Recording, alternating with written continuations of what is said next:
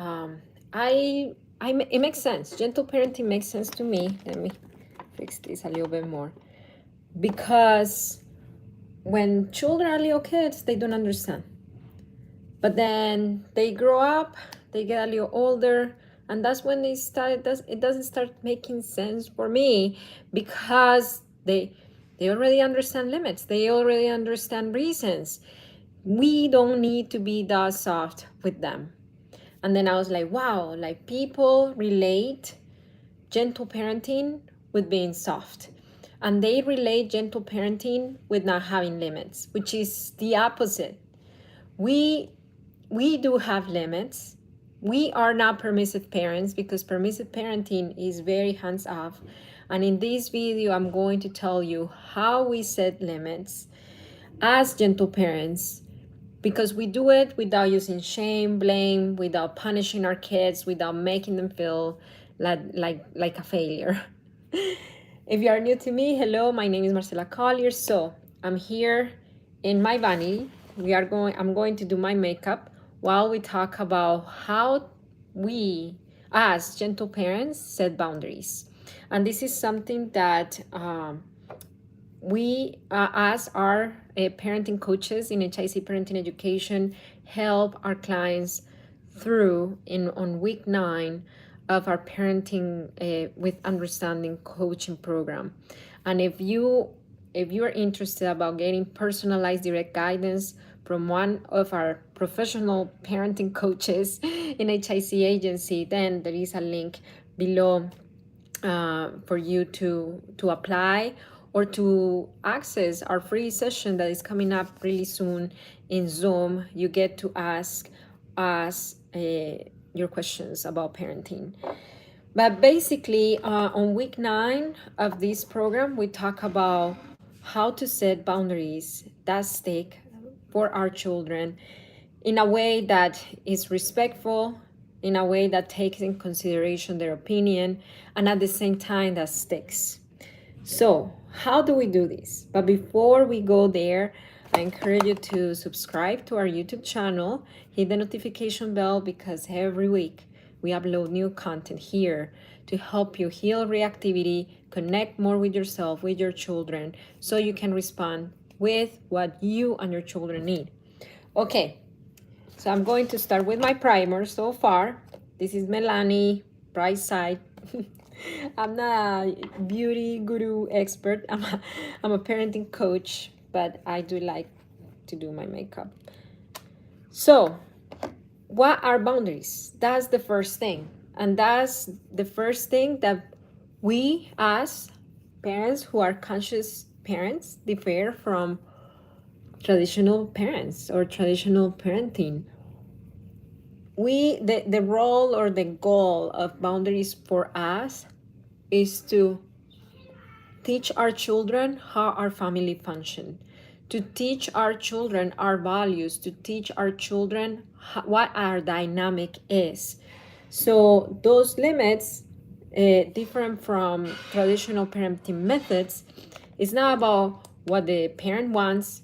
It's not about making the parent comfortable, because a lot of us, let me know if you grew up with that kind of parenting, that your parents were, at least my parents, they allowed you more freedom, and they were more flexible as long as they were happy. But when they were not happy, when they were stressed, then they were very, control oriented. And that's setting limits or having limits for the benefit of the parent. So when we practice parenting with understanding, we set limits for the benefit of everybody. Not even for the benefit of the child, for the benefit of everyone in the family. So let me give you an example. We set limits in my house based on our family values. So for example, if we value organization, then the expectation is that every day we get up and then we make our bed. And this is a boundary that doesn't only go for the kids in the house, but it goes for the adults. compared to traditional parenting methods that the limits are about the kids or for the parents' benefit, but it's more like you are the one who needs to be respectful. You are the one who needs to listen. You are the one who needs to pick up after yourself. You are the one who needs to do things right away when I say. We do it differently. Our boundaries cover everyone. If we have a boundary in our home based on the value of we respect each other's bodies, and the boundary is we don't hit, hands to ourselves, right? Then all of us should follow that boundary. It's not just for the kids, it's for everyone. Otherwise, what are we teaching our kids? What is the message? It's a confusing message and it's pretty hypocritical, I would say. So, boundaries are supposed to be in place to help us live as a community. Number one. Number two, boundaries, if you think about it, the boundaries or the limits of a country lets us know what's the range of freedom that we have within that country. If we were to go outside of those limits, we would need special permission, we would need a visa, or we would need a passport, we would need a special something in order to go beyond those boundaries. So that's another way us who practice parenting with understanding differ from traditional practices. Traditional practices don't allow that range of freedom. They don't allow it. So you usually see the parent follow the kid around all the time, telling them what to do. You need to do this, you need to do that, you need to do this. And then everything is about you need to, I need you to stop doing enough of this. And it doesn't teach the child it doesn't tell the child what the range of freedom is. In parenting with understanding, and this is something that we teach our clients, that we work with our clients in our coaching program, we help our clients determine the boundaries within a range of freedom, meaning that these are the boundaries and your children are able to move freely within those boundaries. And that prevents so many power struggles, because when we have unflexible or not unflexible, when we don't have a range of freedom in our house, our kids fight us more. When we're all the time, do this, do that, don't do this, don't do that, you need to listen to me, and it doesn't tell them what they can do, what the range of freedom is, then they fight us more. There are more power struggles, there is more fighting, there is more pushback. And yes, my brush here is really dirty. This one is from Real Techniques. I have it for a long time. And our clients notice that when they start talking about boundaries with their children, providing a range of freedom, then things start getting so much easier, because children feel they have a say, children feel that they have autonomy, that they're finally able to experience a sense of I have a voice in the house. I can do things on my own. I can make my own decisions. So how do a boundary that provides a range of freedom may look like? Let's talk about a twin. You need to you need to clean your room right now because I said so. That doesn't provide a range of freedom. What provides a range of freedom might be Saturday, it's cleaning day. Not for you, but for all of us. I'm going to be cleaning the kitchen, my bathroom. You're going to be cleaning as well. And when I had my teenager in foster care, by the way, he was in foster care until he became an adult. He's doing amazing. That's how we handled it. And that's why teenagers fight parents in general so much, because they just see the demands from the parents. You need to.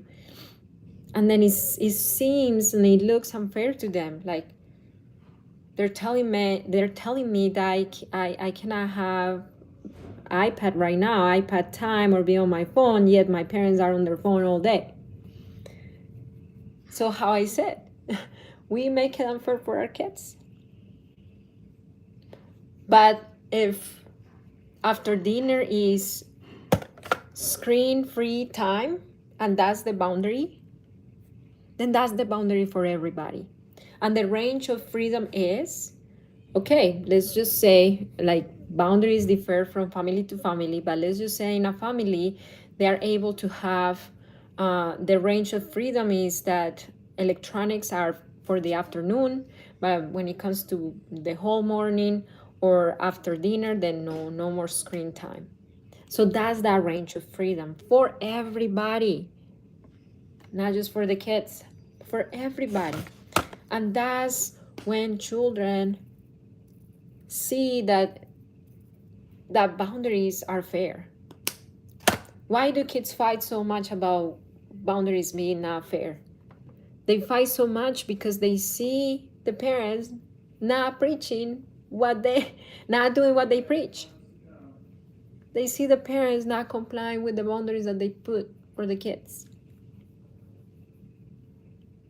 And you might say, but they're kids and we're adults and we get to choose our life and we get to make our own decisions. It's true that adults get to make more, like, a wider range of decisions than kids. At the same time, if kids see that we don't follow through any of the boundaries that we set for them, then they're going to fight us more. So what do you prefer? What do you prefer? So when our clients in HIC Parenting Education start setting that range of freedom within boundaries for the whole family, that honors a family value and not just for the comfort of the parent, that's when they start seeing that their kids cooperate a lot easier, and power struggles go away, and things are just so much smoother. Things are so much smoother. Okay, so I need to do powder. I always do this one. This is the Airspan powder. I like it.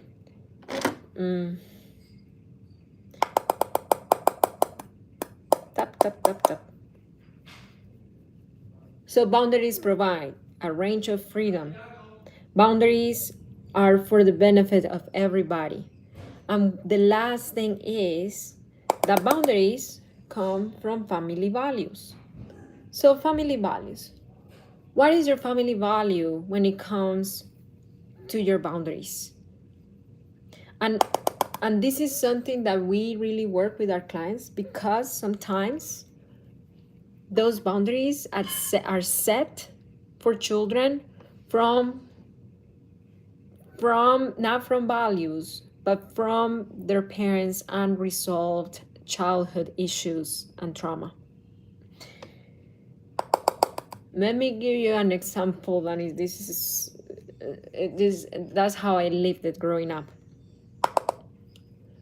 So growing up, I've always had like a really strong voice. Not anymore, but I guess when I was a little kid, I used to have a really strong voice.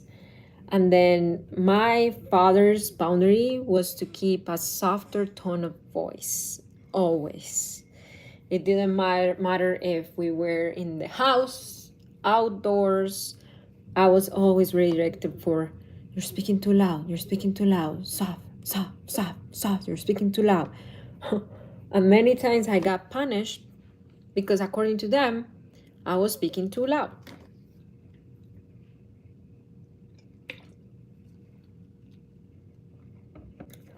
And then now as an adult, I was processing that boundary with my dad, and I asked him, why do you have that boundary? Kids are loud. The twins, my twins, they're very loud. Why did you have that boundary in the first place? And then he said, well, I grew up with 12 siblings, and I was one of the older ones.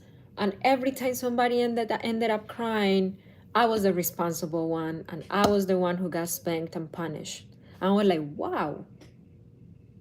My father was setting up that boundary in his house for me growing up, not based on a family value or because he wanted to teach me a way, the appropriate way of relating to one another. It wasn't about me, it wasn't about the family. It came from unresolved trauma. So, my question for you is, are the boundaries in your house, they're coming from what? Are they coming from a family value, or are they coming because you are uncomfortable about a certain behavior that your children have, that by the way, it's age appropriate? I'm curious. You base the boundaries in your house on what? Let me know in the comments. I need to do my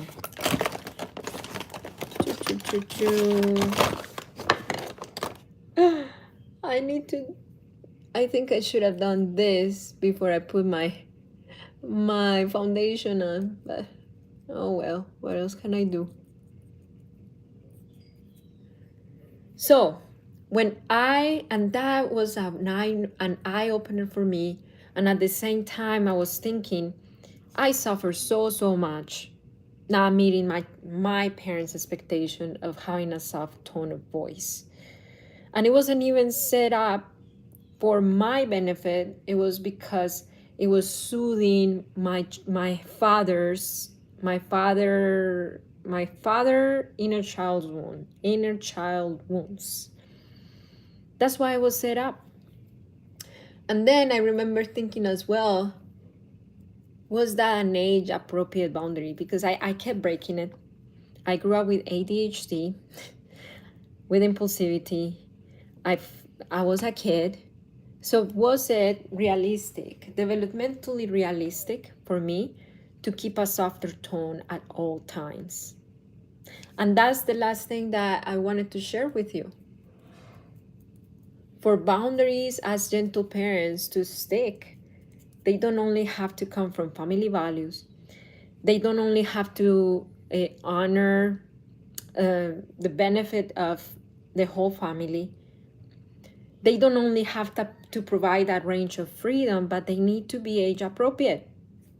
They need to be realistic for our kids. Otherwise, they're going to feel how I felt growing up, that I wasn't good enough, that I couldn't measure up to my father's expectations. And that wounded me because it created a limiting belief that I'm not good enough. And I had to heal that. I had to heal from that.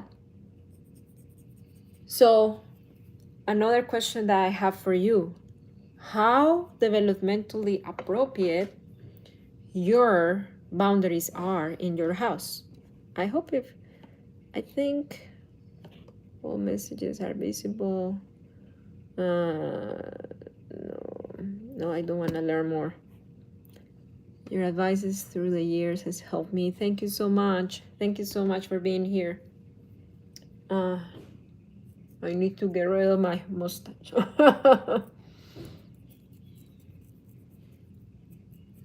So how developmentally appropriate your boundaries are? And how do you know what is developmentally appropriate or not? So we don't need to be child development experts or a parenting coach like me. Now, it's important to have a basic understanding of child development, a basic understanding. And that's what we do with our clients in coaching. We give them a basic understanding of their children's development, because from there, they're going to set those family boundaries that are age appropriate. that are age appropriate. Just to give you a rundown or an overview of age appropriate boundaries, expecting children, I'm talking about children under 7, to stay at the table the whole time the family is at the table, without wiggling, without getting down, without doing something that is considered misbehavior, is an unrealistic expectation. And it all has to do with attention span and brain development.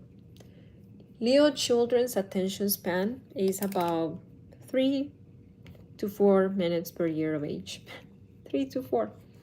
So if your 2-year-old is done and throwing things after 10 minutes on the high chair, it's because they're done. They cannot wait until you're done eating. And if you're Latino, like me,